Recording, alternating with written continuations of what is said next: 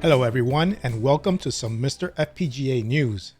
This week we will be talking about official support for S-Video and Composite connections, a new Commodore 128 core, some of Jotego's latest updates, and more. So let's get to it.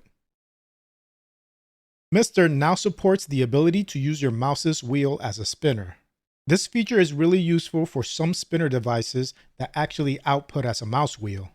Keep in mind that you may need to fine-tune the value for spinner_throttle when using this feature. The NES core added support for the Famicom keyboard thanks to Grey Rogue. This is a peripheral for the Famicom, which is the Japanese version of the NES, that came with a Family Basic package and allowed you to program in BASIC on the Famicom. It must have been cool back then to use this to create NES programs and games back in the 80s. A user on the MiSTer FPGA Discord does note that there are some bugs that cause a conflict with the core's save state keyboard commands and a misconfiguration of Famicom Basic's backup switch. S-Video and Composite support is now integrated into MiSTer. This means that separate cores are no longer needed for S-Video and Composite output. Each individual core still needs to be updated to include support, but since it's part of the MiSTer framework now, it will be an easier process. This is great news for owners of televisions that can only output either Composite or S-Video. I've been testing out an adapter that Mike has sent me, and it works great. Some MiSTer FPGA vendors that are selling the adapter are MiSTer Add-ons and Ultimate MiSTer. There are two versions of the adapter, a passive one and an active one. I've spoken to Mike, and he said if you plan on using only S-Video, then either adapter will work just fine. But for the best composite video quality, then you will be better off using the active adapter. The Commodore 128 core has been released. It was previously only available through GitHub. The core is based on the current C64 MiSTer core. Some notable features of this core are, there are modes for Commodore 128, Commodore 60M, and CPM modes. There's an optional pure C64 mode, which disables all C128 extensions. You have dual SID support with several degrees of mixing.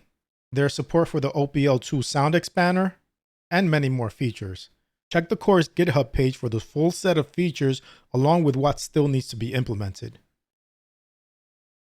Jotego released a beta for the New Zealand story. There were some issues delaying the core, but now those issues have been resolved. As with all his betas, they are released privately to Patreon subscribers first. As soon as they are stable enough, a free public release of the core is made. If you would like to know more about the history of this game, Jotego goes into it on his Patreon post. Jotego has also mentioned that work on the Konami CPU continues. This CPU is used on games like The Simpsons and Aliens. I'm certainly excited about the possibility of a Simpsons core because that is one of my favorite arcade games ever. There's still a lot of work to be done, so don't expect these cores anytime soon. And now that Jotego has finished work on improving his development framework, work on Outrun and the Neo Geo Pocket cores will continue. A new feature that looks to let you better identify multiple INI configurations is coming to MiSTer. In this post by MiSTer Add-ons, it is mentioned that custom names for MiSTer INI profiles will be possible. You can test this feature out now by downloading an unstable build of MiSTer Main. This feature is coming thanks to Wickerwaka, and from this Discord screenshot, you might think that the Porkchop Express name is a single config. However, that's not the case. These are actually the 4 config slots available.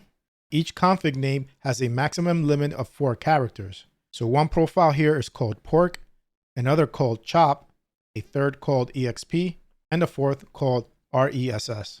We just see a clever way of naming these config files on the screenshot. If you boot up your MiSTer and go to the MiSTer Miscellaneous Options screen, you can see that the profiles are currently named Main, Alt1, Alt2, and Alt3. And with the update, we'll be able to give more descriptive names. MiSTer Add-ons also gives a real-world example on how to use these presets. On his pre-configured SD cards, he will include 4 presets depending on what kind of display you are connecting a MiSTer to. One preset for 15 kHz RGBS, another for component video, another for S-Video and Composite connections, and a fourth for 31 kHz RGB HV. The schematics for the sound CPU, ROM, and RAM of the Taito System SJ game board have been completed. And now core developer Anton Gale is going to tackle the 4 Yamaha sound chips next. The Taito System SJ game board is the hardware that runs elevator action. And other miscellaneous MiSTer fixes and updates are, for MiSTer Main, there's controls added for S-Video and Composite output. There's fixes in HDR by Sam Hardman. There's improved single bin PSX image handling by Zach4223. There's default preset and reset option for video by Martin Donlin. We have support for disk routines of the Commodore 128 core by Eric Scheffers. And like I mentioned earlier in this video, support to use mouse wheel as a spinner by Mateus Fraguas. For the PCXT core, there are now new updates to the XT IDE and Micro 8088 ROMs.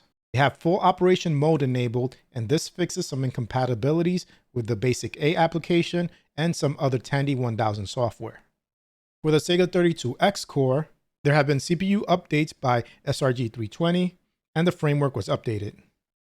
For the Amiga core, the real-time clock now supports seconds, and this fixes the real-time clock in Workbench 1.3, and the framework was updated. For the Commodore 64 core, an adjustable filter curve was added for the SID chip. For the ZX Spectrum core, there's optional ZX Spectrum recreated Bluetooth keyboard input. For the TurboGrafx 16 core, David Shadow fixed an incorrect timer interrupt acknowledged condition. And the frameworks were updated for the C64, ZX Spectrum, Genesis, Mega CD, and TurboGrafx 16 core. For the Acorn Atom, Acorn Electron, Coco 2, Coco 3, Calico Atom, Laser 310, SVI 328, and TRS 80 cores, the frameworks were updated, and some have the option to turn off cassette overlay. And for the RX 78 core, the positioning of the analog video over VGA, Composite, and S-Video was fixed, and the framework was updated. That's it for other updates. Please also try to support Source, the maintainer of the MiSTer project, and other MiSTer developers and contributors on support platforms such as Patreon and Ko-fi. Their hard work allows us to enjoy this amazing project. So that's it for this week's episode. I provided links to all my sources in the description.